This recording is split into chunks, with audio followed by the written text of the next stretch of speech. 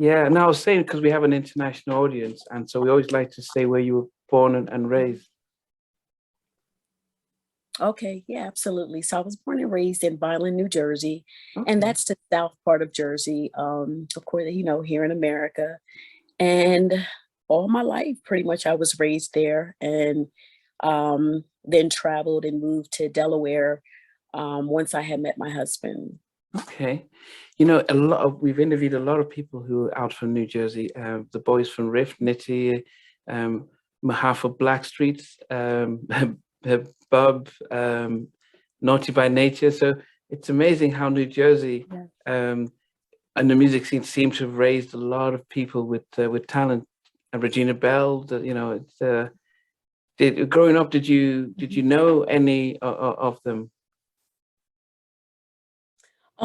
Growing up, no. And I think that may be more so because, like I said, with me growing up in South Jersey and with most of those being either central or north, that's Yeah. probably why I really didn't, grow up with them. And trust me, when I tell you where I'm from is really country. Okay. So it was like, whoa, someone at that time, like someone that made it from like the boondocks. Are you kidding me? Wow. So no, I didn't meet anybody until I actually got in the industry, didn't know anybody before that. Okay. Well, then, growing up in your area, how did how did you start singing growing up there? Okay, well, I'm from and I thank God for this, I'm from a musically inclined family. So Okay. my mother and my father both, rest in peace. They were brought up in the church and they sang. And there were eight of us, with me being the baby. And so because, like I said, with them being brought up in church, they brought us up in church. Let me take my glasses off. They brought us to church as well. So it started with the choir, singing on the church choir. And then from the church choir, as I started going to school, I started singing in school choirs. But what's crazy is I wasn't really that solo artist. It wasn't until like my grandmother, my maternal grandmother, had kind of heard something in my voice, when I would sing on the gospel choir at church. And so she just kind of convinced me, let's just try like some solos, because I have other siblings that sing as well. Like there's really one sister of mine that, whew, I tell people, if you think I can sing, you need to hear her sing, and she's more gospel. But Okay. nevertheless, so I started singing solo, and then from there, the pastor and I just started getting, requests to sing, and then even on the school side, when I was in those choirs, the same thing pretty much happened. People started hearing about me, and so our choir director at school was like, "Can you, sing a couple of solos?" So I was a little bit on the shy side, and then I just started branching out more. And I also was into a lot of sports, so basketball and cheerleading. I'm sorry. I played basketball, but I really loved cheerleading. So Oh, I cheered for basketball and football, and a couple of times I was asked to sing the national anthem. okay. And so before you know it, it just started.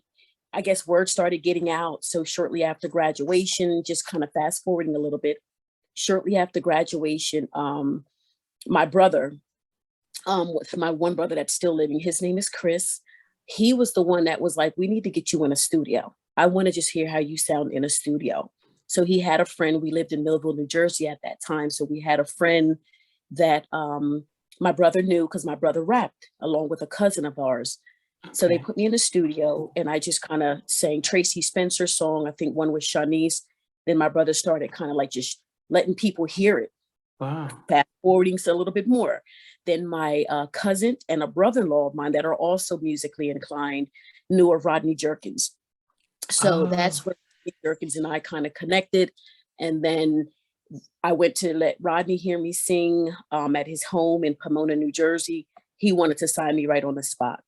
So wow. that's how that's my whole, pretty much my life, from I'm leading from the beginning to how I got in the music industry. Okay. Well, I want to go back a little bit because growing up then at that probably while in high school, who were you listening to, and who were you inspired by musically? Oh man. Again, because the family was so like religious, there was a lot of church music. Okay. My mother was a fan. My mother was a fan of Shirley Caesar. Every now and again, believe it or not, my mom would listen to Patti LaBelle. Okay. You know, and I think it's because people had said she sounded a lot like Patti LaBelle. You know, just those vocals, she just could just, I mean, wail those vocals. But Vanessa Bell Armstrong was a big one. The Clark sisters. Okay.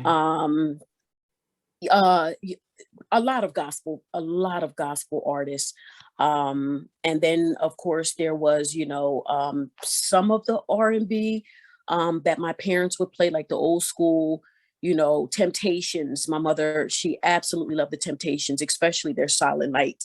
But the list can really go on. I want to say that I really, really was crazy about Vanessa Bell Armstrong. Okay. I just absolutely would just put her stuff on repeat and repeat and repeat, you know, as I was growing up. Yeah. But that's, you know, I'm sure there's more. I'm sure there's more because there was so many, you know, and I like, you know, pretty much multiple types of music, you know, so yeah, that's pretty much it. So when they, you know, your brother was talking about, wow, you know, you could sing and let's try and get you in the studio. Were you thinking, oh, I can become a recording artist? Or what were your thoughts about what you were going to do after high school? Well, I didn't think, honestly, I knew that was a dream, but I really was like, I did not have my hopes up for it. There was no way. My parents also was big on education, so I was really good in school as well. Yeah. So my thing was I wanted to be a pediatrician. Okay. So yeah, so after high school, you know, I was like, okay, yeah, music is definitely first, but you know, kind of got caught up in a relationship with my oldest son's father. So Okay. what kind of happened was, you know, the whole love thing comes along and it kind of Yeah. just, you know, pauses you a little bit. So what happened was I ended up going to a community college, you Yeah. know, and then I ended up getting pregnant with my oldest son. So it kind of was like, you know, put that on pause for a little bit. Maybe I'll just go back and be a nurse Okay. because I also love the medical field. I love, you know, love the medical field. So after that, I kind of still was, even with the whole working with the Rodney Jerkins, I kind of got in there too. So at that point, it was like, okay, I have my son, you know, I'm with, you know, Rodney Jerkins, maybe this thing will happen. And so one day I got a call that, hey, a couple labels were interested, and it kind of went from there. So the school thing was a pause. And Okay. then, yeah. Mm-hmm. So when you, Yeah. because at the So I time, kind of mixed up. Mhm. yeah, no, I'm so sorry, go ahead. no, sorry, at the time you met with Rodney, who? 'Cause I'm trying to think about the year you met him. Who has he, any major work he did? I know he was a Teddy very briefly, but had he done anything significant before, by the time you met him? Well, let's say this. I know he had been working with some artists. When you say significance, So this is pre-Brandy, this is pre-Jennifer yeah, no, Lopez. he hadn't worked with any of them. I know he was doing some writing for some other artists, but I believe that once he started, you know, working with me and got his deal through Mercury, I think a lot more things started just, you know, Okay. filtering for him. But I do know he was working with other artists, but they weren't like the Brandys or the Michael Yeah, Jacksons. yeah, You know, they kind of like came along, you know, kind of like after the mix, you know. So to my knowledge, that's kind of what okay. I knew, because he was so busy with my project, you know, and I'm quite sure if there was someone else that he was working with prior to me that Yeah, was, you know, huge, I believe they would have shared that, you know, with me, but to my knowledge, yeah. no. Yeah. So, you know, I mean, we know the work he's done subsequently, but what was your Mhm. impression when you saw him at first, this young kid, musically? Well, I had heard a great deal about him already through family members, through, again, one at the time, my brother-in-law and my cousin Kenny. So I heard many great things about him. And then my sister had knew, the one that I told you that also sings gospel. Yeah. She knew she knew of the Jerkins and knew them as well, and they knew of her. So I had already heard some really good things about him. So I was super excited. And when I did finally get to meet him, it was everything that I thought, you know, very talented young man, very respectful, very mannerable, very focused. And, you know, and the work vibe was good.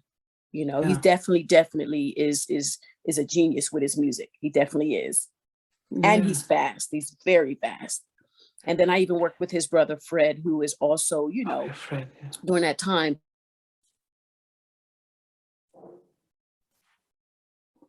Oh, hello?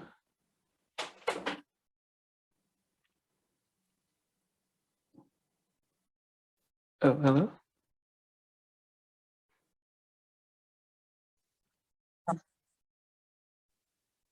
There you go. Yeah, I'm not sure what happened. Yeah, I know. And I'm like, uh-oh, what did he hear any? I'm not sure, you know, Yeah, what you heard, but no. it When you happened. said, yeah, you said when you worked with him, and then alongside his brother Fred. Okay, so you heard a good amount. So yeah, Fred was in on the project as well. He too was a phenomenal producer, well as slash songwriter. And the both of them together, you know, again, and I'm speaking of that time, you know, worked well together. And I think, you know, at the time I felt like we were hand in gloves. That's how I kind of felt like it was a pretty cohesive match there. You know, they brought some things out of me. It was definitely a first experience for me to, I mean, record an album. And I mean, we hustled, we did so much. So it was great. It was, I have to say, it was great. Their whole family is, you know, sweet people. Did you know how to do any writing? You know, because I know you were singing and it focused along with your vocals, but what about actually putting pen to paper and writing, helping with the songwriting? So that was another thing that they actually brought out of me. Oh, Um, I really didn't, I really didn't write as much as I should have. Let's put it like that as I look back at it now. But they did try to encourage me to write more. And I did write some. I will say on that first album, I wrote, I probably co-wrote on, I think it was maybe two or three. One of them okay. I actually wrote pretty much the whole song, and that was Freak On. And again, this was the, you know, the first album. Yeah. And then, yeah, and then, like I said, I co-wrote on a couple of other ones, one being one of the ones his brother had written. And so they tried and they did encourage, but I think what was happening was I was being molded and pulled in like different directions. And I can explain this now, and it probably was not the best. I probably couldn't explain it this way then, but Yeah. now I'm seeing that that was such a novice era for me, and I was just being pulled in so many directions. And as a novice writer as well, I just was like, you know, let me just focus on this. So let me just focus on this, and let me just focus on this, meaning more so just the singing, Yeah. because, you know, I felt like I just had to deliver, you know, and then an image, you know, it was like, that's what you hear, you know, get in the gym and do this and do that. And, you know, luckily I was never a big person, but still, you know how that industry is. Yeah. Now, 3 kids later, you know, but nevertheless, like I said, I did do some writing, and definitely did far more on my second project, and then anything and moving forward. But yeah, so they did try to encourage me. They did. Yeah. Mhm. So was your brother still supporting you around this time after they introduced you to, you know, after you were working with you know, management, teaching you about the business and things? Honestly, and that's a touchy part of my life, because I know that family wanted to. I know that they did. I know my brother, well, he had went on and, you know, he had got married and was, you know, focused on his family. Okay. My cousin and even my brother-in-law, you know, they were focused on their family. I think what began to happen, and like I said, this is touchy, is that that's where the separation started coming in, or the distance started coming in. And I started traveling, you know, to so many different places, Yeah. and then it just kind of became where I was lured in, and Rodney's father became my manager. So Rodney's my producer, and now his dad's my manager. So it was kind of like people were kind of, you know, they were pushed out of the way, and really there's no other way to say it. Pushed out of the way, and the Rev kind of like, took control of my career. And the Rev did ask me if I wanted my mother to be a part of the management team, but my mom was feeling like, she just really didn't know much. And, Yeah. Again, having a big family, mother had other things to focus on as well. Of course, my family was supportive, prayed for me, loved me, and, wanted the best for me. But I have a big family, and everybody, have their families.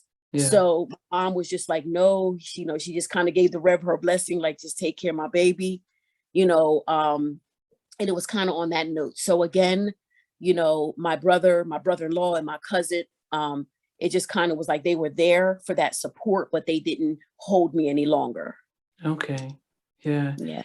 The and I guess I think one of the things that surprised a lot of us as fans is the fact that when we're watching the music videos and an album goes platinum, we're like, wow, you guys are making loads of money and stuff, and then we learn about the business size and the contracts and all the royalties and the splits, and then it's like, wow. And the fact is, we learned that back in those days, you get a record deal and they're taking around the world. No one checks the bank account until later on. For you, what was it for you? I mean, as I said, they opened the doors, gave you an opportunity, but did they explain everything and made sure that you were taken care of? Okay. Where do I begin? Okay, so yes, let me say this. I definitely agree with, you get these opportunities and you're pulled all over the place. And that money, you look in the bank account, you're like, a penny. But, so nevertheless, with my experience, I too went through the whole, it's almost like everybody else makes the money but you. But I will tell you this, when I got my advances from the record company, or advance, I will say that Reverend Jerkins really did say to me, try to hold on to that money as much as you can. He stressed paying taxes. He was really on point with things like that. He really was. So I did end up, investing or getting financial advisors. I'm not even going to put their name out of who I'm. Let me just say this. I did have financial advisors, but I don't think the advisement was what it should have been. And I'll leave it at that. I'm not dragging no company down, not doing anything. However, with that being said, although I want to say that, yes, I believe I should have had more money than I did get, a lot of it is my fault though, simply because the one thing that my mother and father always taught me as I was growing up in our family, you don't put your full trust in no man but God. You don't ever do that. You need to learn things for yourself. But as I mentioned earlier on, being that artist and just so much coming at me, I'm trying to focus on so many different things.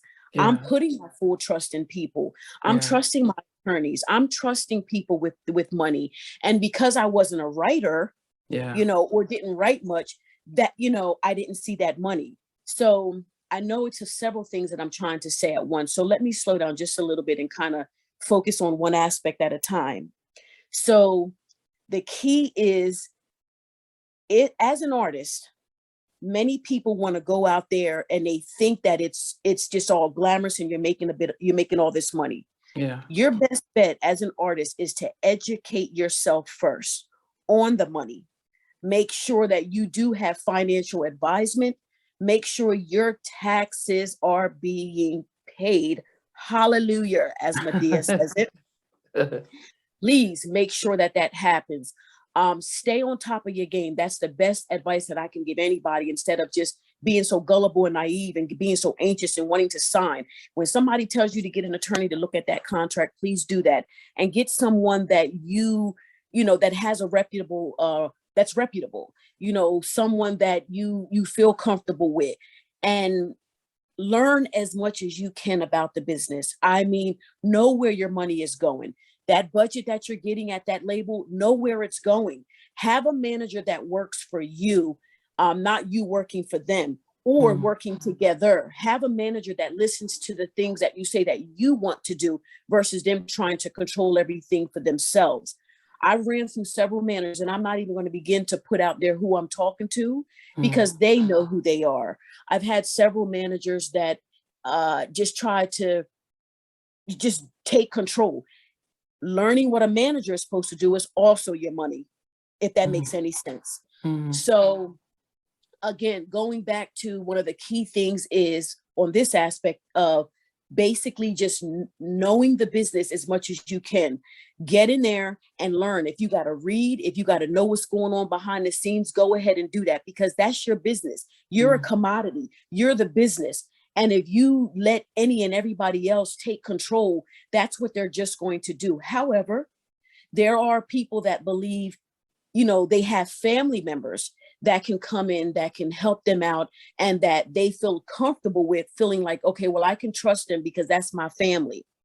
You still, at the end of the day, should learn as much as you can about the business because there's some family members you can't trust either.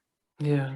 So the best advice that I can give to stay on top of your money, to stay on top of your game is know where your money's going and make sure that you're leading that pack. Don't let everybody lead you. You can have some of that guidance. You can have some advice. You can have some words of encouragement, but you better ride that ship. You better steer that boat because people will try to take advantage and run your life, but don't nobody know you better than you know yourself. So run your business. That's the best advice I can give. And I think if I was a lot more stern and less naive, that I would have been a lot further than where I was, and then even where I am now. But don't get me wrong.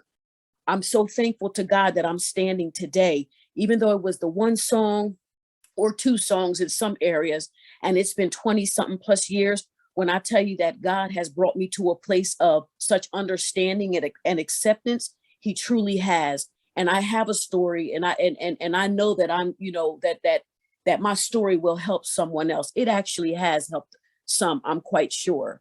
So when you ask, why I said, you ready for this story? So when it comes to the money, I'm not sure if I answered it exactly how you want it, but I answered what was on my heart. Yeah, no, that's really powerful. But I guess it's the hard thing is that when you're still young, you know, your early 20s and this opportunity, how hard is it to even think long term? You better believe it. Especially, you know, and my upbringing was on the poor side. So it's like somebody's giving you a $25,000 advance. Yeah. Like, wait a minute, you know? So it's like, you know, so those things as well happen. But like I said, there are many people, they get excited, you know, the gullibleness, the naive, and, you know, you're not even thinking about vultures. You're thinking everybody's in your ear saying, if it's not how good you look, it's how good you sound. Yeah. So it's like, you know what I mean? So you kind of, and you're like, oh my gosh, I'm going to be famous. And like I said, it was a dream for me, but I really didn't see myself ever doing it. I just knew that I loved music. I love to sing, you know, and I'm just like, Lord, I thank you. This is happening. So I'm trying to focus on so many other things and just put my full trust in everyone. And I should have just been more, like I said, up on my game. And I wasn't. Yeah. So, you know, how long did it take to record your debut album? I want to say, believe it or not, we probably knocked that thing out in like a couple of months. And I say that because we did so much pre-production at Rodney's house. And I sat and I lived with the song. So by the time we went to Manhattan to record it, we were pretty much just knocking them out. And I had even did like all my backgrounds except for maybe it was like 2 songs. Tony Curtis was on one of them. And then 112 was on the remix of The Things You Do, which is the ones that you guys know. But I believe for the most part, I did all my backgrounds and everything. So about 2 months. And we just kept knocking it out, stayed in New York and just kept knocking it out. Yeah. And so when it comes to, because it's very hard, because a lot of us would say, oh, we know you with Rodney. Then some of us say, oh, we all thought you were a bad boy artist. Then some things, oh yeah, you're part of Missy's camp. So how did the sort of relationship between Puffy, Missy, and it sort of come about? So with the first album, once it was completed and we decided on the first single, which was The Things You Do, the record company was like, they liked it, but they wanted it to have more of a what was going on at that time vibe. So they, my A&R, who was at that time Bruce Carbone, and Mr. C was I think the assistant A&R over at Mercury. They talked with Rodney and the Rev. Everybody knows Reverend Jerkins by the Rev. They talked and was like, hey, how do you feel about having Puffy get on this? Because Puffy, of course, he was killing the game at the time. Yeah. So basically, they thought that it was cool, and then they ultimately talked to me. Excuse me about that. And of course, I'm like, is that a trick question? Is that a trick question? So basically, they got with Puffy. Puffy heard the original and felt like he said he wanted to do the remix. He had a great idea for it. So he was like, yeah, man, let's do this. Let's do this. So even that I knocked out in like 1 or 2 days. And we switched it up in 112, myself, and Rodney, of course, and Puffy, everyone vibed together. And we all kind of like put the melody together. And I have to say that 112 was just phenomenal to work with as well. They, some talented brothers. So at that point, after the record was done, Puffy was like, I just hear a rap in there or something. And I think he let Missy hear it, because Missy at that time was, working with some artists and, starting her thing as well. Yeah. So Missy heard it and was like, oh man, yeah, I got to be on this joint. So she heard it and right away she loved it. And so she jumped on it and it kind of went from there. So of course the relationship between Missy and myself started growing more. And Puffy, it was just that I just recorded, and I really had never, really spoke to him anymore since then. And it was nothing personal. It just was, him and Biggie came and did the video and then, kept it moving. We cool, but that pretty much was it. Yeah. So, but Missy and I, we started, kicking it more and more. And then, there would be some events or gigs that she would go to and she would reach out and be like, yo, what you doing? What's up? We would, hang out here and there. And then before I knew it, the record company started slowing down on, we're like, okay, yo, what's going on? You got The Things You Do out. We need another record. I'm going to fast forward a whole bunch. So at that point, things just didn't work out. My attorney, Sylvia Rohn over at Elektra, and whomever else over there at Elektra, and of course the president at Mercury, they all talked about, letting me go because they saw that I was becoming unhappy, and I felt like I was just being held back because no one was letting a second single out. I felt like they didn't even, show enough love with the promotion with the first single. So I felt like, okay, what's going on here? And I just felt like nobody was fighting for me. So, and even Missy was like, what's going on? Why aren't they putting another album out? So moving forward, my attorney ended up getting me off the label. And I got a nice fee for that. And so Missy, because we were still working together, we were still cool with Rather. And I was doing, reference tracks for her. And one of them even being one of the songs that Aaliyah had put out. And so Missy was like, well, you know what, G, like, you got to still do something. She felt like I was still too dope and you can't just sit around. So her and Sylvia talked some things out, and I end up going over to Elektra with a nice, advancement. And then that project, Missy was supposed to basically oversee it. And I kind of was like executive producer along with her. So she kind of just told me, just go do your thing. But at that point, Missy was so busy and so large that, I mean, even before that, we know that before that, but she had so many children, I call it, and trying to be a mother to all these children. So it was like, okay, I got to keep it moving, because I was trying to, get her to be more involved, but I saw that she had to go do her thing too. And feed her other children. That's the best way I could put it. So, and I wasn't mad, because she had other obligations. And I knew that in going into this deal. So she kind of gave me the green light, just go do your thing and then just let me hear the finished product and I'll let you know how I feel.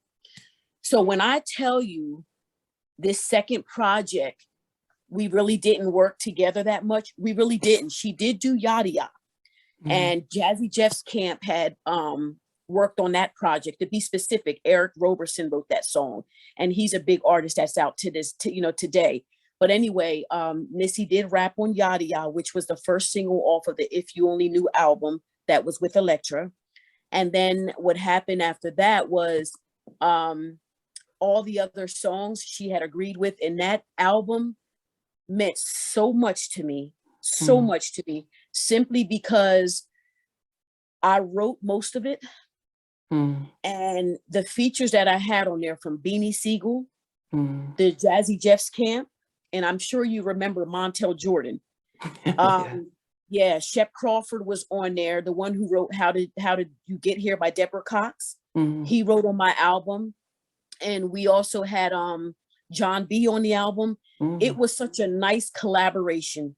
And then I had a local producer from Philly that my oldest son's father had connected me with. But when I tell you that second album meant so much to me, and when they shelved it, it took like every inch of blood out of my capillaries. And I am not exaggerating. Like it damaged me so bad. I went into a deep depression. And it gets even deeper than that, but I'll just keep it on that level. It ripped my soul out. And then all of a sudden, everybody became ghosts. They didn't know me anymore. And so I just said, you know what? Just get me off the label. I just asked my attorney just to get me off the label. And then that's when I decided to just switch careers and moved in another direction, because I just couldn't deal with the pain and the hurt anymore. And I'm like, why is this happening? So not to get too personal, but it was definitely devastating, traumatizing. Severe depression was an understatement. I just felt abandoned. But like I said, as the years went on, what God started helping me do was find me more, and I had to get to and it's 20 something years later, but you know what, when God says it's time, it's time. And that's just the bottom line. Some people, it take longer to heal than others. I could have went and probably done a couple of other things. As a matter of fact, there was a third time that I did try to get back and do some things with a local producer in the Philadelphia area. He owned the Laugh House. His name was Roderick. We tried to do some things that just didn't spill out the way. And I wrote on that project as well. That just didn't work. And then that's when I really was like, you know what? I just probably should just focusing on another career. And so, but people still here and there, very seldom, would reach out to me and try to get me to do things, but I had shut down at that point. So fast forwarding, and I know I'm saying quite a bit. That's fine. So fast forwarding to now, when I got the outreach from DJ Cassidy, I just said, well, let me go a little bit before that. My heart had started feeling connected to music again. And I was saying, God, I don't know what this means. I really don't. Like, I haven't sang in years, but Lord, that music's embedded in my soul. And I basically let the devil steal my joy, because I know what I had inside what I still have inside is a gift from the man upstairs. And for me to allow others, the people who didn't have my back or didn't care, get into my mind, for me to stop doing what I love to do and take from me what God has given me, I got punished for that. So I believe that I started feeling like I wanted to get reconnected. And I think that God was just working me over. And so what began to happen, little things here and there. And then I get this call, people was trying to outreach to me because of the DJ Cassidy. And I said, okay. This is pretty big. So now that I have DJ Cassidy here, where does this go? And then I started getting more people reaching out to me. So now I'm at a point where, God, I'd like to try to do music again. I'd like to, I know I still have a fan base out there. I don't know exactly what the end goal is for me, God, but I'm going to let you lead this. So I'm getting people wanting, like yourself, wanting to reach out and talk to me and more, so that's pretty much where it is with me. Okay, okay. There was a lot you said, and I wanted to go back a little bit to understand. So, Mercury, who was your label mates when you first came out on Mercury? We had Brian McKnight, Vanessa Yeah, Williams, Ill Out Scratch, um, ooh, Lionel Richie, yeah. um, trying to think who else. I know there was more, but those are the ones that pop out to me at that time And frame. who was the parent company of Mercury? Was it Universal or Warner?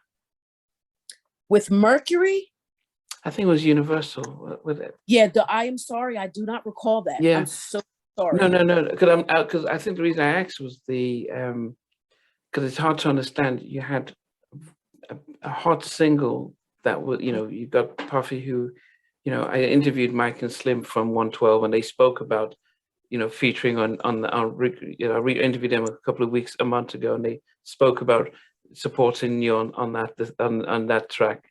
Mhm. So you had that heat when that single that still resonates to a lot of people today, but I just didn't understand why Mercury didn't say, okay, yep, we need another single, and if we needed to get somebody else to feature on it, we'll do so. Mhm. What do you think was happening? And that's why I asked who was on your label to see if they had a track record of supporting R&B artists at the time. Okay. So to this day, I wanted to know that same answer. And I was hoping, yeah, honestly, I wanted to know that same answer of why didn't they follow through with a second single? Now, to honestly, there's always rumors, but I care to not share rumors because I don't know them to be true. Mhm. So for that, I will stick with I really don't know the real reason of why it did not happen because I didn't hear it directly from Bruce Carbone. Again, there's certain rumors out there, but I didn't hear it from Bruce. So all I know is I just became unhappy. A second single wasn't put out. They were holding off for whatever reason. I don't even know. And like I said, I spoke to my attorney and was like, there's no need for me to just sit around. Just let me go. Let me go. So that's kind of how that went. But were you still signed with Darkchild and managed by Yeah. the Rev? Yeah. So did they not take it? Weren't they involved in trying to understand what's happening and help them fight the corner? Because I believe that they were, and I see you're going to get some answers out. I'm a I'm a mental health therapist, so we're always very curious. Trust me, I know exactly what you mean because mental health is my specialty as well right now. Okay, okay. So again, it goes back to I know that the Rev and Rodney were talking to the label at this time, and believe it or not, I still never got a clear answer as to why I no longer would have anything else put out. So I gave up that fight as well. And I'm like, okay, we don't know why the label's not putting another album out. That's what I'm kind of getting. Oh, we're talking Why about you're talking about a single, not another album. You're talking about the next single. the next single. Absolutely. Like, what is being hidden here? I mean, like, what's going on? And I felt everything was a secret. My attorney acted like he didn't know. So to this day, my thing was they were just freezing many artists. And again, that's a rumor, I guess, because I didn't hear from my A&R. A lot of artists' albums were being held. The label was folding, but again, that was rumors. I'm not sure how true it was. So they weren't going to release anything else with anyone else. And so I said, okay, well, then I need to just come off the label and go somewhere else, and I kind of felt like, okay, with representation. So what are we going to do about that? You see that I need another single out. what are we doing? What are we doing? But again, it kind of got tied into individuals just busy doing other things. And that's where I felt that also that form of abandonment. So that's kind of like the best way I can put that, Yeah. And I know it's like I said, very, very devastating. To this day, I still have questions, So around what year is it 97, 98? 97, 98, because 96 the single came out. And I want to say 97, 98 is when I roughly probably came off the label, maybe a year or two later. Yeah. So in late 1998, Polygram was bought by Seagram, which then absorbed the company into Universal Movie Group. And under the reorganization, Mercury Records was folded and the newly formed Island Def Jam took over. So a lot of the rosters, some of them were put on Def Jam. So Island, so because I remember 97, I went to college in the US and I noticed around that 97 EMI Polygram bought Motown, and they were just merging and selling. And so what's even happened in Interscope as well, they were telling artists, we can't put up a new album right now. We're about to get sold or bought, and we need to just put everything on free. So I could see the unfortunate timing that happened, especially with Universal buying up smaller labels and closing them down. So that might have been, when they were talking about shelving and putting everything on hold. So that could get unfortunate situation. Yeah. But you mentioned the other thing that you did mention was the connection with Missy, because you mentioned being on the same label as Brian McKnight and others, but what was it about yourself and Missy that there was a connection where, not apart from just featuring your song, there's a part of your personality that she really liked and took you on board? Well, I know one of the biggest things she said to me again, and during that time, she was like, Gina, you just have such a unique voice. She really, really felt like my voice was just so different and unique. And I recall her a couple of times even saying to me, your voice is so unique and different and dope that it may go over people's heads. And I'm like, well, is that good or bad? And she was like, well, it depends, because there's always a timing with things too. And the reason that she said that, because she and I would, like I said, we did our hanging out, and there was times where I would, sing, and she would hear like different sounds in me, which is more displayed on that second album that never came out. And I want to say it's more so the John B tracks that John and I did. If you listen to those tracks, that was really where my vocals and me were kind of like that real cohesive bond. So Missy, when she would hear me sing and do certain little things, she just was like, it's just different, but it could really go over people's heads. So, and I think she was so attracted to that. And, like I said, there was a couple times she had me do some reference vocals, and I just recall her reactions at certain times. And then, she would, even though, I know she had Little Mo, and then there was Nicole Ray, and, and of course there's Coco. Yeah. And a lot of us had somewhat of a similar sound. But I remember her still always saying to me, all y'all have some dope vocals, but it still was something a little different about, I guess, some of the riffs that I would do that it wasn't that they were so crazy and, they were just different. Yeah. My tone was just a little bit different. So I think with that, again, the answer to your question is, I think that's what really had her, had that attraction there, with my vocals. And I know when I did The Things You Do, she was like, just the little riffs that you do, right in that song, she was like, it's very unique. And like I said, at a point we got closer, and then I think, once, she got really so big and so busy, and then we started hearing, again, I started hearing other rumors, but as far as like she and I mean, I wasn't hearing from anybody anymore. I was reaching out to folks and trying to just figure it out. And then at that point, it was just so exhausting to just try to keep up with everything and everyone. And I'm like, okay, nobody's giving me that feel. So I guess maybe nobody's feeling me, I'm just not sure, and just so much, just so many emotions, so many feelings. And I'm like, yo, you got to be tough in this business. Like, you got to be so tough because it can destroy a person. It can literally destroy a person because it's like, they say you here today, going tomorrow. No, you here today, you're going today. It's almost like that anymore, and well, now it's a whole nother ball game and a whole nother level of the industry out there. But nevertheless, we just kind of went separate ways. It became a distant. And then, like I said, with the whole Pass the Mic with DJ Cassidy, me and Missy, I got this call one day and I just couldn't believe it. I just, from her, Wow.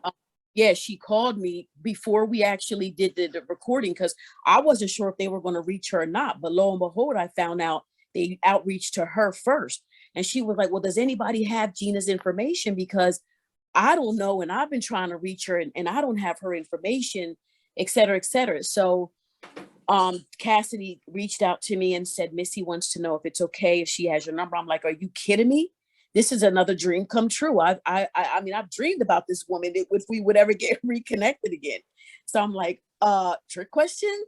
so he gave her my number, but someone started calling me and I'm like, I don't realize this number. And I don't know if people are like me, if I don't recognize the number, I'm not answering it. You got to be stored in my phone. So then I got a text. Is this Gina? And I'm like, I'm texting back. Who's this? And then she gave me another text. I think it was like the things you do or something she said. And I'm like, yeah, who's this? And then it was something else that she texted me. I can't remember. I still have the text. And then she had said something else. She was like, that's me calling you. This is it's Missy calling you from this number. And I said, you know what? It is a New York number. Maybe it is her. So sure enough, I said, okay, call again. So she called and I was like, hello. And when I heard her voice, I became numb. I became so numb. And I had to, keep myself together. But so many emotions came across me in that call. There's so much I wanted to say, but I didn't say. And I just was so glad that I was able to hear her voice again. And hopefully she felt the same way with me. And I just know when we were on the phone for probably almost 2 hours, Wow. just talking about different things. And she was sharing so many things with me. And I was very appreciative of that conversation. And she just said, make sure you store my number. And I'm definitely going to store yours. So every now and again, she will hit me up. She texts me on Mother's Day. Okay. The other day, she sent me a picture of she and I from back in the day. So I'm thankful that, she still thinks of me and I definitely still think of her. Yeah. So it's amazing because one of the things that we music fans saw, especially we were talking about Missy, was that, she featured with you, she featured on New Edition. We noticed she didn't have a record deal. And so naturally, when she did get the opportunity to sign with Elektra, she had a big production deal. Mm-hmm. And so did you recognize at those times that she had that much talent and that when she first featured on your track, did you realize, wow, she's gonna go places? Or Oh yeah, hands down. Just simply because, like I said, there was other things that she let me hear, and just hearing that, she had, I believe at that time had started writing for Aaliyah, and there was other artists that she was doing things for, just from what she had said to me. And I was like, there's no doubt in my mind that she's going to be big. I like, hands down, I knew that she definitely was going places. Did I answer your question correctly? Were you referring to when I first started working with her at Elektra? I'm sorry, with the things you do? yeah, when you first came across, because it's sometimes people see athletes and say when they see them, say, wow, this person's going to be a superstar. Like someone see Michael Jordan in high school and thinking they're going to go big. And because I do wonder, like, what did she have that there are other artists or even yourself that might not have had for her career to propel in that way? She was very unique, especially as a writer. And I Okay. mean, fast as she could write. I'm sorry, I think I had taken this question another way. She was a fast writer. She was Okay. she's a great vocal arranger, and she Yeah. just has this ear. It's just phenomenal. Like, she knows a hit and she knows if it's not a hit. She's always, as long as I've known her, like, she has always been that way, Yeah. you know. And it just was amazing to see someone in their craft, you know, come together and just bring that to the table, and the time frame that she would do it at that. And then even her dancing, and just, it just was, she was on a whole nother level. Like, is a breath of fresh air to the scene at the time. Yeah. So just to know that, whoa, you know, you're working with someone that, okay, this is on another level, you know that they're going places. It just was phenomenal. Now, don't get me wrong. Like I said, working with Rodney, he as well is, you know, it still is, of course, an awesome writer, producer, songwriter, you know. Yeah. But Missy just, I like I said, when I worked with her, and or just would go with her in the studio, and then just saw how she worked, I'm like, and I had been in the studio, mind you, with other people and Yeah. other artists, but it was just like, she's incredible. She's freaking incredible. Just, you know, a true blessing to the industry, you know. Yeah. So Well, yeah. but then being, you know, new to the industry, what did you learn? What much did you learn from her to try and add to your game to try and propel your career? Okay. Your question is, what have I learned from her that I No, took to within yeah, myself? yeah, especially back then, because if you see what she was doing and how it was progressing, because you know, we've not been in the industry, so we don't know what it's like. And I know vocally, it's one thing to be a vocal powerhouse, but you Hmm. also talked about the business side, and you know, here she is writing, and I'm sure by now you might have understood about the publishings and how important it is to be the songwriter, or having those extra credits and stuff. What is it that you took from Missy to think, okay, how can I sharpen my game? Well, at that time, it more so was, I saw how she would always say, publishing is how you eat. So Okay. it would, yeah. So it was more of like, well, Gina, you know, you need to write more. So that's why, like I said, again, when that second album came around, you Mm, know, I wrote most of that album, you know, or should I say, a great portion of it.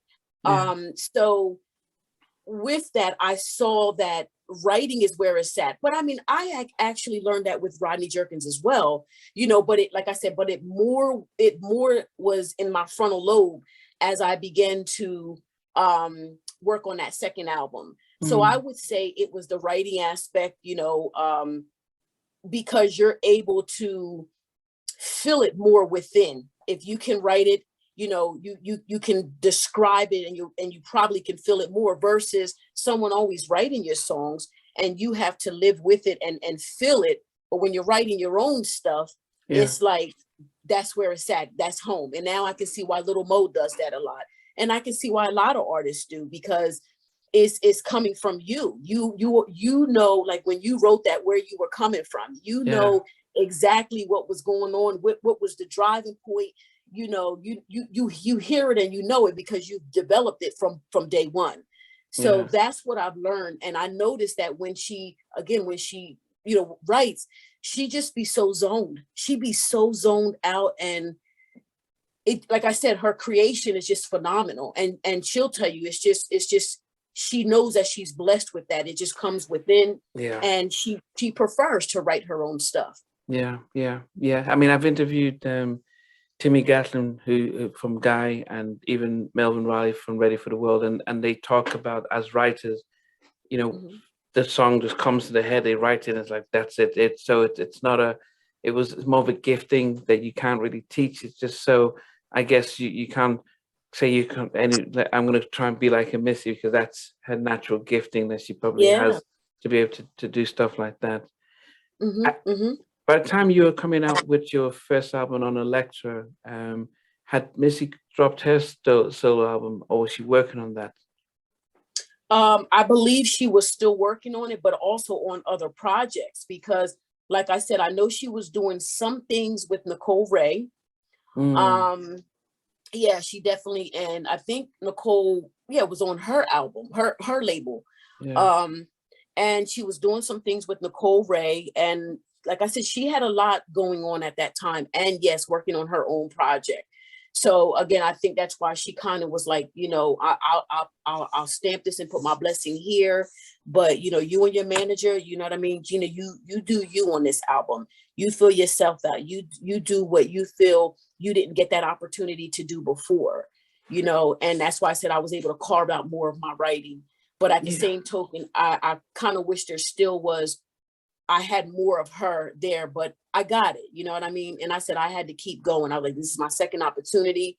I got to keep going. And then bam, I went through pretty much the whole scenario again, got the album shelved, heard they were shelving, other artists. And on that label, it was Gerald, not who was being shelved. I'm sorry. My label mates, I know it was Busta Rhymes, Gerald Levert, Nicole Ray, I can't even remember if Little Mo was on that label or not. I'm sorry. I don't even remember.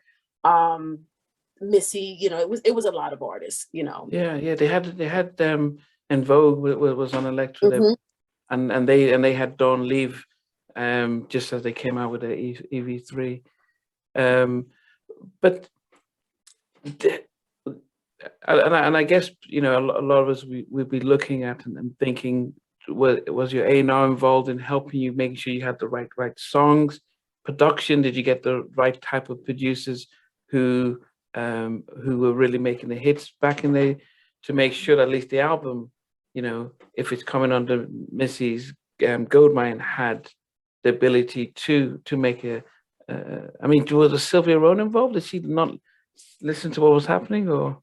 Yeah, I mean, she was, but like I said, I know it was more of, I would say, hey, I would like to work with this person. And so then what would happen is I would just bring it to their attention. Okay, go ahead. So my manager at the time, he would just make the connections happen, get in touch with the people that I, said I wanted to work with. Yeah. And then it kind of went from there. And then it was like they would hear the finished product and say that they would like it, or whatever. And then we kept it moving. And then all of a sudden, I was told they put out Yada Yada, and then they weren't going to put out another single. Again, you hear rumors, you hear so many different things. And I was like, you got to be kidding me. Again, so Marilyn Bob was my A&R at Elektra. And he had said to me, he was like, if you want, we can even try to get you on another label, because they too apparently were folding, or whatever, however you want to call it, merging, folding, whatever, but they weren't putting any more albums out. And I was like, I just can't win for losing. I don't know. And that's why I said to you, that right there, that stole me right there. Like, because I put so much into that. Yeah. And not to toot my own horn, but honestly speaking, that album, even to this day, if that album had got support, there's no doubt in my mind that album was a good album. It was a really, really good album. And even to this day, I think that album has some great potential. Yeah. And most people may say, well, most people would say that about their own product. Yeah. But I truly, truly have to say it was a nice combination. You had a combination. So it was a variety with that album. I mean, like I said, Jazzy Jeff's Camp was on there. Beanie Sigel was on there. I even had my cousin do like a nice hip hop track that Beanie Sigel did. So I'm so sorry about that. It's fine. Sorry. So you're having all these flavors on there, and Missy, and then, like I said, John B. and Montel Jordan's Camp. Like, that album was really, really, it was heartfelt, for real. Yeah. What also is that? I know back in those days, if they don't make the physical copies, then that's it. But do you still have access to the album? What, the reels? You mean the No, just I mean the songs that were all recorded and stuff. As do you still had copies version, the digital versions of it so people could hear? Absolutely not. Never got nothing. Never got nothing. And the manager that I'm working with now is, really trying hard. He and I have had a long, talk, and he knows me. And he's working on some things. But even with the first album, I never got anything. I was told that, the album had, I guess worldwide, at least worldwide, was gold, but I've never received nothing. I have no plaque. I have nothing negative. I don't have nothing. So, like I said, the manager that I'm working with now, we've talked about some things, and he's working on some things. So prayerfully, and even with this second album, I poured my heart out to him, how I feel about a number of things, and he's seeing what he can work out. Okay. And so prayerfully, I'll be able to at least get something to show what I've done, besides just having the regular album. But yeah, it's like I said, people will chew you up and think nothing about it. Yeah. But you got to have that tough skin. You really, really do. And you know what? I might have been a late bloomer with it, but like I said to my manager now, I know where my heart and my mind is right now, and ultimately my hopes are not high, but my faith in God is. Yeah. So that's where I stand. Yeah. But cause I guess it's always strange because I know back in those days they will have the CD and even the promo copies and stuff. At least those songs, have you been able to listen to them since then? I mean, on Oh one of the yeah. others. Okay, you still have Oh access yeah. to all the songs. Okay. Oh yeah. Yes. Yes. Absolutely. I mean, I still can. What I thought you were referring to Yeah. was the actual reels, like the Oh, the master. masters. No, yeah, no, yeah, those ones. Okay. Yeah, no, it's Yeah. actually at least a copy of the CD. So okay, Oh yeah, online, but like a physical copy, I don't have one. No, okay. no, I did have one, but again, that's a story, part of my depression life where some things had happened. So it was almost like I just didn't want nothing to remind me of nothing. It was a moment I went through. Yeah. I just tried to erase that part of my life. I really, woof, I really did. But I do have access to it online. Okay. Okay. Mhm. One of the things especially when we started this show over the lockdown, people were going through a lot, and hearing stories and inspirational journeys from artists was really helpful and stuff. And because we all deal and battle, setbacks very differently, and it's Right. always good when we see the other side of it and stuff. And being an artist, having a hit single, having your name out there, having all these friends, and then you get dropped and everyone forgets your number and you're sort of outcast in a way. Mhm. How, as a human being, did what it is it like? Having everyone just say, 1 minute everyone knows you're around, you're everywhere, BT, whatever it is. Next minute, no one wants to know you. And you want to know how that feels? Yeah, I mean, because none of us can imagine it because we've not been in the limelight and then with the light switched off right afterwards. Yeah. It is truly, truly devastating. It is so, like I said earlier, traumatizing. Hmm. Um, Trying to keep myself together. Because sometimes when I think about what I went through, the good Lord kept me Hmm. from taking my own life. So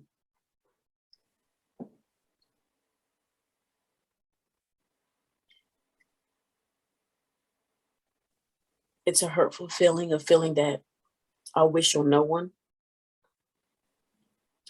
But I'm also filled with a lot of joy because I've learned a lot.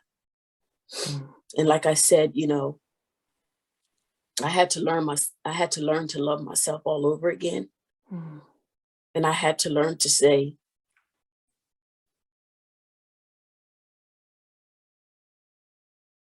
I'm sorry, bear with me. I had to learn to say, this world didn't make you, so don't let them break you. That God is the one that had gave me this gift, that has given me this gift. So why am I letting man do this to me? When I say man, I just mean in general, you know what I mean? Yeah, we're being, yeah. I don't wish it on my worst enemy. It was so dark for me.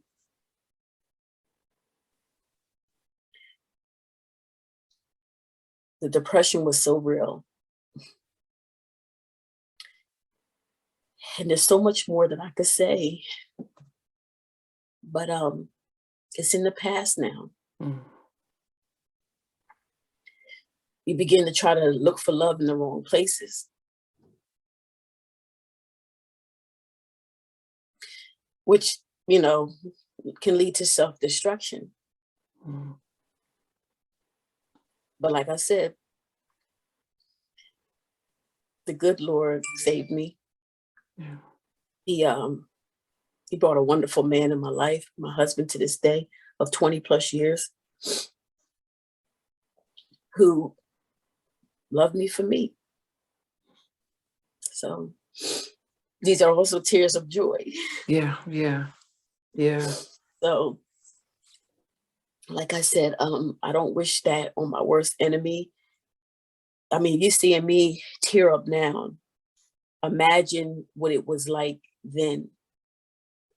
I wouldn't eat. And like I said, I tried to take my own life because I just felt like betrayed and everybody gave up on me. So, but the good Lord brought me back. So I said, you know, I'm just thankful for that. So that's pretty much, I don't know, hopefully I answered your question. No, you did. And it's, you know, it's strange because most of the female R&B artists who I've interviewed have had very similar type of testimonies and stories about, you know, 1 minute we're hot, and then when the deal's been taken away, we felt like our identity was taken away with us, and we didn't know who we were. It's oof, Lord have mercy. It's, yeah. Oh yeah. Oof, yeah. What's the hardest part? Is it how being recognized by fans and wondering, oh, where you at, or is it family and friends thinking, hey, do you know what's going on? We thought you're a big recording star. It's the people that just kick your back in, you know. That's what's hurtful. Like they just don't understand, you know. Not the ones that are supportive, because you have the support out there as well. Yeah. You know, but those ones that kick your back in, you know, or you broke B, or you this, oh, she out there, she had to get another job and she had to do this and she had to do that, or she couldn't sing anyway. And I'm just like, and they just, it's like, man, when you down, they just keep, you know, just bam. And it's just like, they just kicking you and just kicking you. And I'm just like, what's my name? Who am I anymore? Like, am I a human being, or am I just a zombie on medicine? Like, so, but nevertheless, like I said, even these tears that you see, they're tears of joy, because still at the end of the day, the person that I am right now is much stronger than that person I was there then. And like I said, the love, I have my children, you know, I have my husband, who is my husband is my rock. He is my everything. Without my husband, like, listen, this man is he's everything to me. He's so supportive. He's like, honey, if you want to, do music, whatever you want to do, he's so supportive. I became a registered nurse with a master's degree. We're working on to be a doctor, nurse practitioner. So, and I'm proud to say that.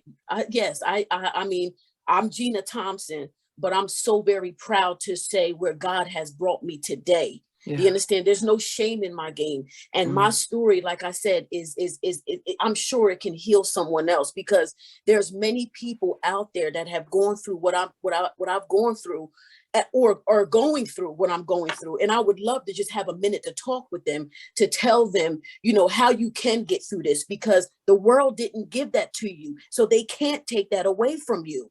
They cannot. And that's the thing. Then you got to say, but what about your fans? Because there's people out there that love you. So you going to turn them off for the people that don't like you? Like, you still got love out there. And this is where I'm believe it or not, it's 20 something plus years later, but this is where I'm at now, beginning to say this, like, no, God has given me this. You understand? Yeah. They didn't. So you let your fans down. So that's kind of like where I'm at today, and like I said, my another accomplishment of being a nurse with a master's degree in it, I take that all day, every day. It's a gift from God. My husband held it down for me and my family, and we did it. And I'm so very proud of it. I'm so very proud of it. I feel the love more in that accomplishment than what I had gone through in the past. Like, I feel appreciated. I feel I don't feel, you know what I mean? I don't feel the betrayal. I don't feel let down. And that hard work, that paid off. Now, don't get me wrong. I am so thankful to God for the opportunity for being able to be Gina Thompson, and, and for my fans that love me, and I'm here, and I want them to know that I'm here. But that accomplishment of me, walking across that stage to get let me tell you, that feeling right there was so rejuvenating and created a new me and a stronger me. And I'm so proud of it. Yeah. And I'm Gina Thompson, and I'm also a registered nurse. So, and I love it, and I love my family.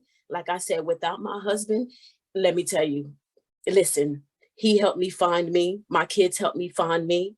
And like I said, those tears, definitely it was devastating. That journey was, you know what I mean? But I'm still here by the grace of God. And my husband never gave up on me. And he's still here with me. So that's where I'm at. So that's my story. You're sticking to it. I love me, and I love what I'm doing. Yeah. It's a beautiful thing. And I love music. It's embedded in my soul. I love it. But if I never was to do another record, trust me, I would love to. Don't get me wrong. I would love to. But if I don't, if it's not in the Lord's will, it's not going to happen. Yeah. But I am still very happy with the life that I am living right now. I love it. I love it. And I love my fans. I do. Yeah. Yeah. I think as we wrap up, I mean, I guess, had you seen Pastor Mike before you heard from Cassidy? Had you seen Volume 1, Volume 2, Volume 3 before he did the BT one? No, believe it or not, I did not. Like, what's so crazy is when an old friend of mine was getting in touch with me, he was trying to tell me about it, and I'm like, I never heard of it. But also, let me share with you, I've been so busy, with just life, really haven't been watching TV. My kids are in school, one son in college, and me and my husband just, we work and we do what we do. So we really don't even have much time for television. So when I was told about it, I was like, all right, well, let me check it out. And then so eventually I spoke to DJ Cassidy, and so he sent me the other ones that happened prior to ours. Yeah. And I'm like, this thing is huge. This thing is big. So, I just, like I said, and like I told him then, and I'll say it again now, I'm very honored, and it was great to be a part of that journey. And I would do it again. And I would do it again. I love it. I'm even trying to come overseas. I already told my manager that. I was like, listen, we got to make something happen. This Zoom is cool and all. I need to go over there. So Yeah, it was, I did see a couple of them before I did do it, and I love it. Yeah. Yeah.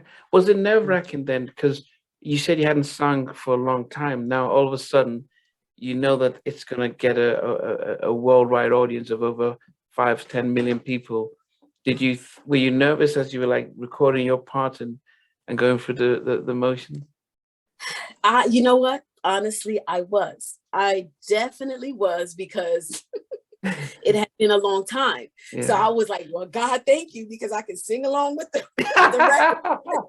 So, but nevertheless, it was really a great experience. And I'm going to tell you why. Not necessarily just being able to sing again and do that again, but the fact that my son and my husband, my family, we recorded right in my house. Mm, And they were able to just witness me do something like that. back in your So element. that's the joy of my heart, like that they were able to see that, and I saw them smiling at me. And my middle son, well, my second son, like, he loves music, and so, and he likes to sing. So when he, was in the kitchen and just like watching me, that made me want to do it like even more, just make sure I was on point. So, Yeah, yeah. it was joyous. It was a blessing. And like I said, I would do it again. Um, and I'm thankful. And I told DJ Cassidy, I'm so grateful for the opportunity. And if I can help out in any other way, let me know. Yeah, because you have to understand, he reached out to a number of artists from the 90s, but there's so Yeah. many others that didn't get an opportunity Selected. to get Yeah. selected. And, I've probably spoken to like a third of the people who did both the 90s one, but it's like there's so many others who haven't. And to pick your song and say, yep, I'm going to feature it, Yeah. that's it's almost like a nice little end redemption story and stuff. And I guess the fans want to know what should we or can we expect come 2022? Sure. Sure. Well, like I said, I just linked up with an old manager of mine, excuse me. And he and I are working on some things. So I do want to get in the studio and start doing some more writing. Okay. And we're going to, kind of take it from there. And I told him I'd like to, travel, do some shows here and there. But for the most part, people do still want to hear that new music. So right now we're going to be working on some things come the first of the year, be getting in the studio and doing some writing. And then prayerfully, whatever I produce or put forth, my fans will be receptive of it, and we'll see where it goes one step at a time. Yeah. I just want my fans to know that that I do love and appreciate them. They do. I do owe my fans an apology as well. I wanted to mention that earlier, because like I said, what I did was I let others hold me back that weren't fans or that didn't care for me. So I let them win, and in the end, my fans suffered, and it Yeah. shouldn't have been that way. If anything, I should have kept going for my fans. So I owe that apology to them, and at the same time, hopefully they can understand that I had to heal, I had to Yeah. grow, and I had to learn, because and re-love myself, or let's say love myself, because if I don't love myself, there's nothing I can't do anything for anybody else. You Yeah. understand what I'm saying? And of course I got to love my family, and of course I do, and I do love my fans. So what they can expect from me, like I said, I am going to be back in the studio doing some writing. Hopefully I can even write for other artists. I have some very talented individuals in my family, and I do plan on collaborating with some of them. One of them, he too was an artist. His name is Young Steph. And he was on Rockefeller years ago, and then I forgot what label he went to, but he had a song out. It was called Juke. And again, like I said, his name is Young Steph. He's my nephew, and he's also been collaborating with other people, doing some writing. And I just had him around this weekend, because my husband and I had a Christmas party, and my nephew was there, and we were just talking about how we're going to get together and do some collaborating with some writing, even if it's demoing for other artists, and then see Mm. what if the vibe is steady and it's there, then like I said, to maybe produce something for myself. But I Yeah. definitely want to travel, and I told Daryl, so one of the biggest things I would love to do is come overseas, but I know that people want music too. But I told him, I says, if my single is still rocking and people is wanting me to do a show, you know, Yeah. somewhere over there, I'd be more than happy to come on over there, you know. So Yeah. Well, I know one of the things that people we would love to see, because um, and a lot of artists have been doing this, is re-recording or re-performing some of the like the things we do, yeah. and you know, posting it on your social media so that we can, you know, we can sort of see you doing it now, like we saw with Cassie stuff, but doing a little bit more version, someone with a guitar and you're singing maybe the old one that you know, the old version with Rodney, and then the updated version. Um, we didn't really get to hear the second album, and so, you know, why not help us re-record that one Yeah. and get people to feature in it so we can see, oh, this is the album we never really got to listen to. So Hmm. and if it still has that 90s vibe to it, Hmm. it to be very similar to what Bruno Mars has been doing, trying to go Okay. rediscover the old stuff. So, you know, it sometimes you don't want to reinvent, you know, keep going and reinventing the wheel when you still Hmm. have so much stuff that you did before that we hadn't really um, Heard. heard. Yeah, so, you Yeah. know, it might you know, might not be a bad idea just to re-record, as I said, the second album for us to listen Mhm. to. And if you can't get John B, then you can probably get somebody else to sort of feature. Even, you know, if Montel was on it, you could give him a call. He's no longer with Def Jam. He probably could say, "Oh, yeah, I'll lend my vocals." So it's that, Yeah. you know, it's that those kind of things might be easier to and stuff. Plus, it you pretty much will own the copies that you've just Yeah. re-recorded and stuff. Yeah, everything's digital now, so, you know, it's easier for us all to be able to receive it and stuff. So yeah, so that might be something, you know, to consider uh, Thank you. with with your just stuff. Um, yeah, so, you know, but yeah, just as I said, it just try and do post more stuff on social, because that's pretty much how we're engaging with our Ab- favorites. Yeah, it's just social media, with watching them. I don't know if you saw the Can We Talk challenge, the that Tank put out. He challenged R&B singers to, well, mainly male or R&B singers, to try and sing the bridge of Tevin Campbell's "Can We Talk," and that's become a viral thing. So most of the '90s men are coming up singing it, and then some females, or, you know, Tony Braxton, Okay. Tamar Braxton also joined in, and I'm trying to even say every, yeah, people, it's been almost a national phenomenon. Can We Talk? So if you go to YouTube and type in "Can We Talk" challenge, you just see it Okay. gone viral. So what's happening is that this is how people are remembering and reconnecting and really rediscovering R&B. So yeah, Hmm. so as I said, there's so much that you can sort of do to then start to get people to start to think, oh, okay, Gina, oh, well, let's just put it on the bill and the stuff. So Yeah. Yeah. yes, I got you, and I thank you for that that input as well. I do know that the guy that I'm working with, Daryl. I know he's doing some searching and investigation, you know, yeah, for some things with that second project, because I shared with him the story about that as well. And I'm like, you know, the album is still a nice album. So, and given what you said as well, you know, that's you know, that's a phenomenal idea. But I most definitely will check out that Can We Talk challenge. I most yeah, definitely will. Absolutely. Yeah. Yeah. yeah, Absolutely. Yeah. But like I said, come 2022, definitely being more focused on some things, and one of them being weight loss. uh, you know, so yeah, there's some things that, you know, I'm looking forward to.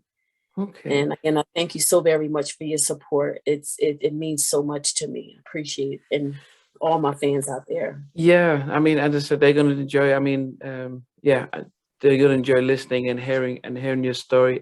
It would be great if you treat us to, you know, another a rendition of some of your songs. Post them on your social media. It would just, Okay. and we can. It keeps your name out there Yeah. and I stuff got. like that. Mhm, Yeah. I got. Mhm. So Okay. when I end, I always ask all my guests when as I leave, that if you were stuck in an elevator and they said, "Look, you're going to be a couple of hours, but we'll put a movie on for you while you're waiting. What movie would you request to watch? Oh, wow. Let me see. What movie would I honestly listen? Because lately I've been watching Tyler Perry, his stage play. So I'm gonna be honest. I can do that all by myself. His stage play. I just love.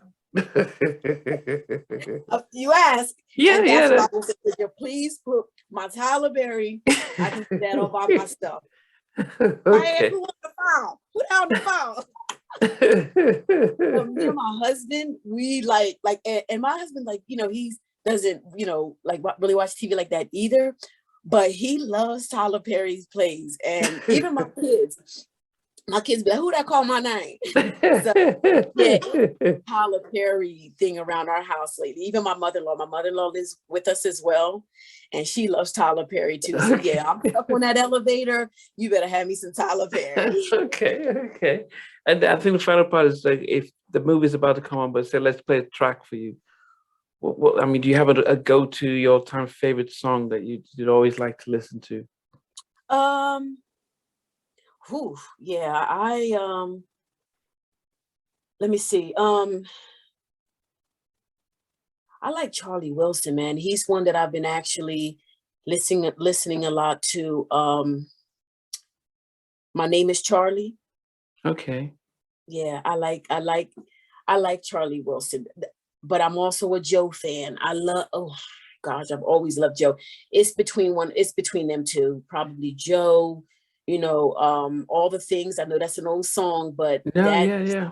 Oh my gosh, that song just is like, it crushes. And like I said, Charlie Wilson, I just love his voice as well. Yeah. So, and I have their stations on my Pandora. So well, I mean, that's Joe's, he was like the Lionel Richie to Michael Jackson with R. Kelly in the 90s. That's, if there was no R. Kelly, Joe probably would have been the biggest male R&B star in the 90s. It's just, but and he's a phenomenal writer, and came up with some amazing songs. My all-time favorite is Michael Jackson's "The Lady in My Life," and yeah. So I always want to get everyone else's opinion as to what their sort of go-to song and things like that. Yeah.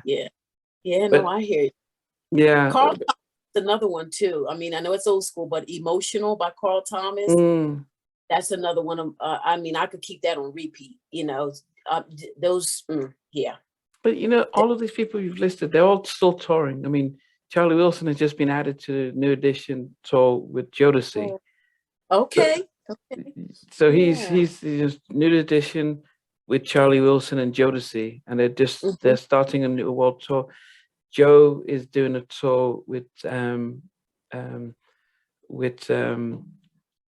know you, Maxwell. Billy Maxwell. Yep. Yeah. And then there's Anthony Hampton. You got it. And I would absolutely love. I think they're coming our way, at least close by me. I think it's in April, Atlantic City. I think so, because I know I asked my husband. I was like, "Babe, can we go to this?" So, yeah, he knows who I love. He knows it. He already knows. Yeah, but they're all still singing. They're all coming out, and they're all singing and stuff. So SWVJ just reunited. So they're all coming back because there's a demand for those the 90s artists and those songs and stuff. And so, as I said, it's one thing to re-record some the hit that you had, but then maybe other well-known songs that you really liked, putting your own interpretation. It then puts you out there and stuff. So yeah, we definitely we'll definitely be looking forward to seeing and hearing, hopefully in the near future. It's coming up with things. Yeah, absolutely. Yeah, absolutely. So definitely, really appreciate the time you took today, especially going through your story, and and as I said, for us, it's always even in the midst of darkness, you've been able to come through the end and stuff, and this is part of what we celebrate is that, you know, you've been able to tell us there were some tough times, but yet look where you are now. And that's part of the inspirational side that we like to really share and promote to the fans. Yeah, absolutely. Thank you so much too. I appreciate it. Yeah. Really do. Okay. Well, hopefully we'll get to. Hopefully, you know, we won't wait too long to see you record yourself singing and posting it so we can like all share it and really just keep the buzz and the name going. So hopefully that will be stuff that we can see in as soon as in the near future and stuff. Yeah. Okay. Thank you so much. You will. You'll see it. Yeah. Okay.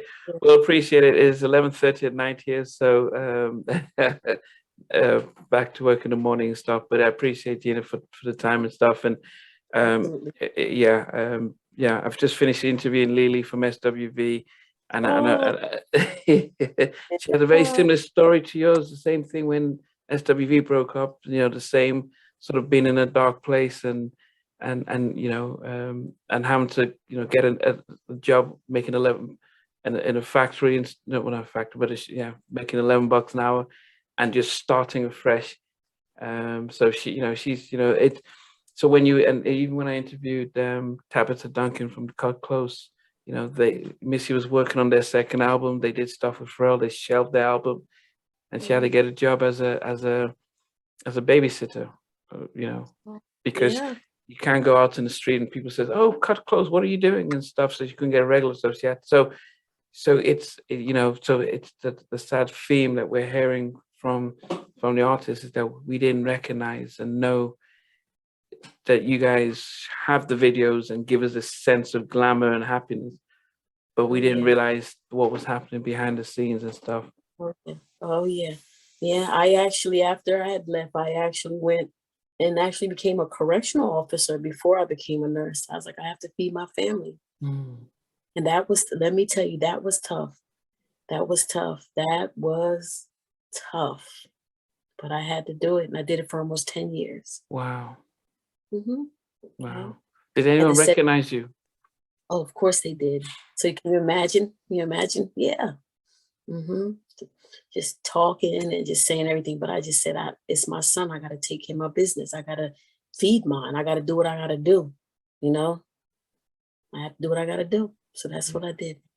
When you left Mercury, what about the Rev and Rodney? Did they, because he would have done Brandy, he would have gotten bigger. Did he not say, come on, Gina, did you just cut connection with them as well?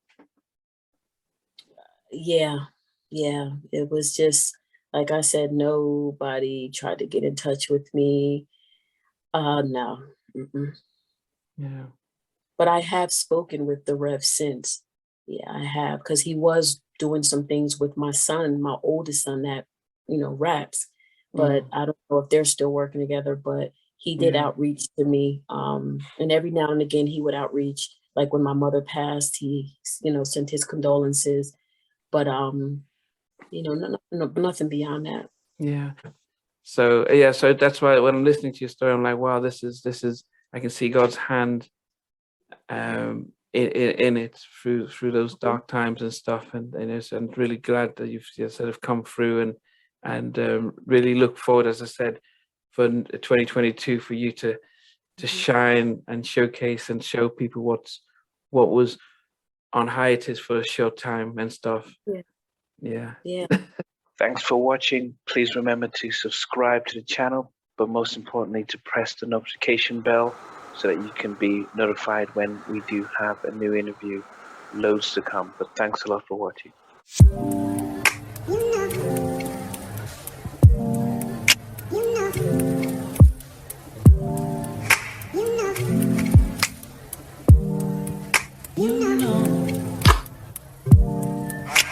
I begin to